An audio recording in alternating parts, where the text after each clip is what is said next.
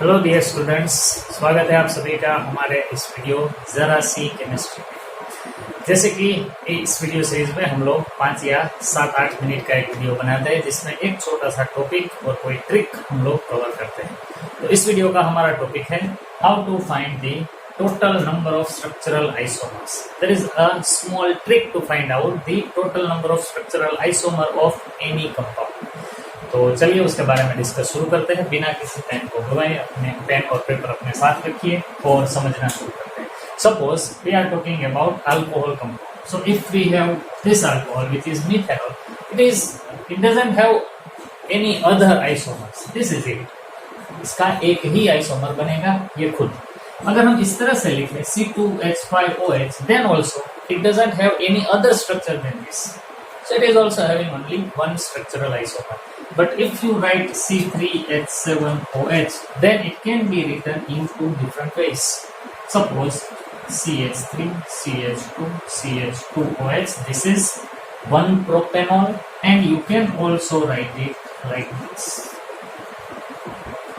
So it is two propanol, one propanol and two propanol. That means if an alcohol is having 3 carbon, then it can have 2 structural isomers, one propanol and 2 propanol. But if we take an example of C4H9OH, then how many isomers does it have? So it can be written like this: CH3, CH2, CH2, CH2OH. This is 1. You can also write it like this. This is the second isomer. You can also write it like this.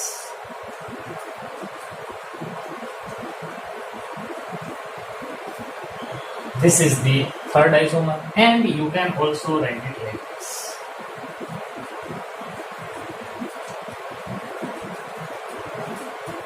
So this is the fourth isomer. So if we have C4H9OH, then such alcohol can have 4 different structural isomers.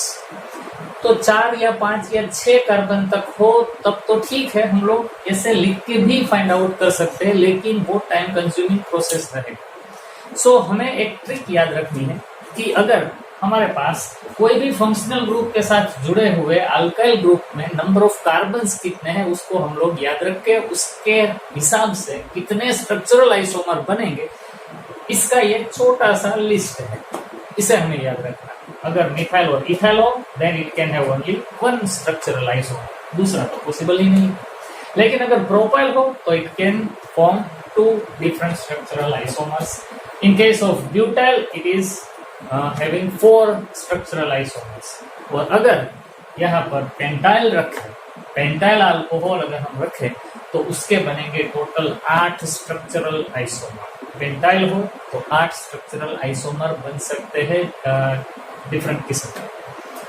और अगर 6 हो carbon तो उसके total 17 structural isomer बनेंगे अगर कोई functional group के साथ जुड़ा हुआ हो।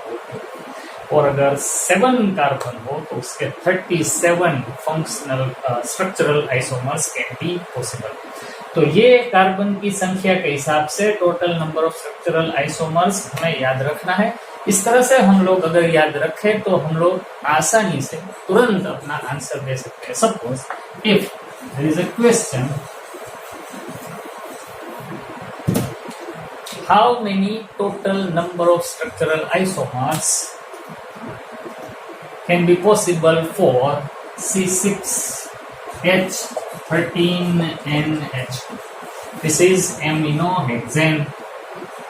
तो अगर हमें ये ऐसा बताया जाए कि इसके कितने स्ट्रक्चरल आइसोमर पॉसिबल बनेंगे और all isomers should be primary, so in that condition if primary amines then all 6 carbons are attached at this nitrogen. So if the total number of carbon in hydrocarbon chain is 6, that means it will have 17 different structural isomers. So these kind of amine can have 17 different structural isomers.